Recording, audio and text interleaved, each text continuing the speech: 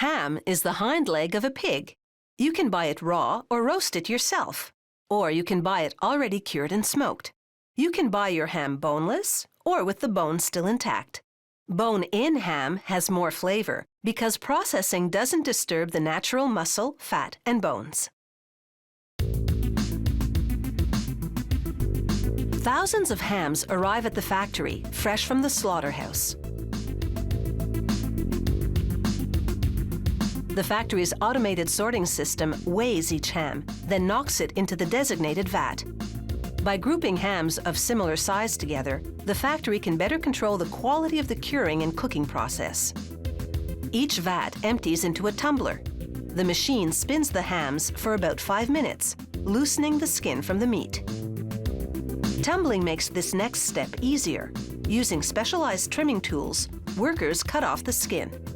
They use an automatic trimming machine to skin the back portion, called the butt. In keeping with traditional style, the machine leaves just a small amount of skin on the thin part of the leg, called the shank. Now the circular wizard knife does its magic.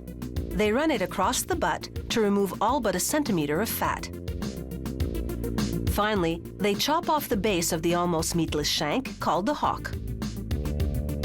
Other workers prepare the curing solution: water, sugar, salt, and other ingredients that are a company secret. This recipe produces that trademark ham flavor and pink color. Without it, the meat would come out tasting like a pork roast. Pipes feed the solution to an injection machine that's equipped with 138 needles. As the hams pass underneath, the needles inject curing solution. This ensures the cure penetrates thoroughly and evenly. All that piercing also tenderizes the meat.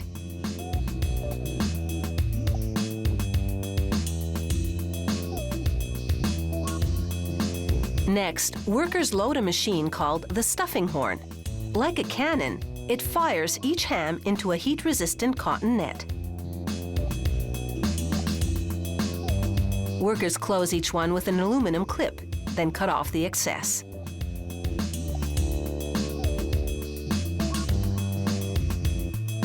Cooking hams on trays would flatten the underside, so workers hang them by the nets to keep them nice and round.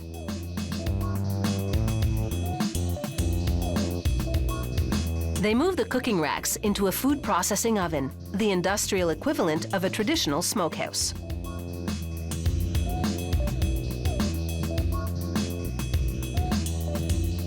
They pour hickory wood chips into the oven's smoker and start her up.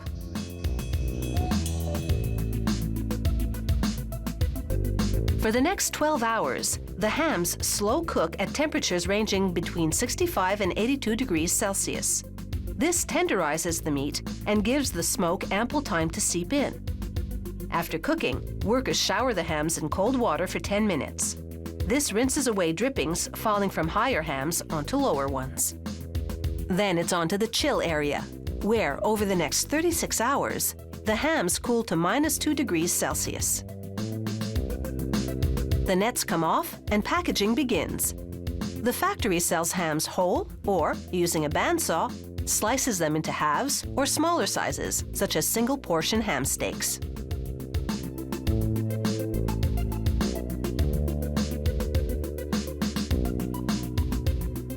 Workers position a soft plastic pad over the bone, then bag the ham in plastic.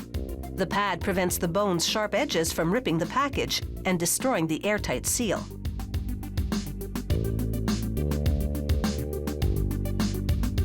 They position each bag for vacuum sealing.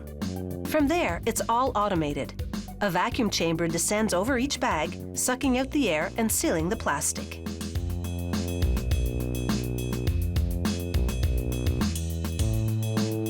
A robotic arm transfers the vacuum-sealed ham to a conveyor belt, leading to a hot water bath.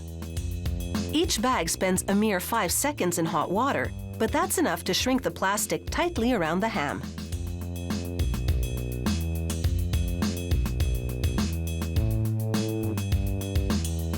Refrigerated, the ham stays fresh in its airtight package for 3 months.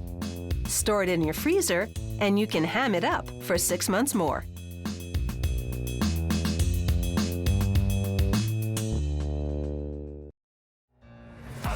slow up, no I don't take shit, I got no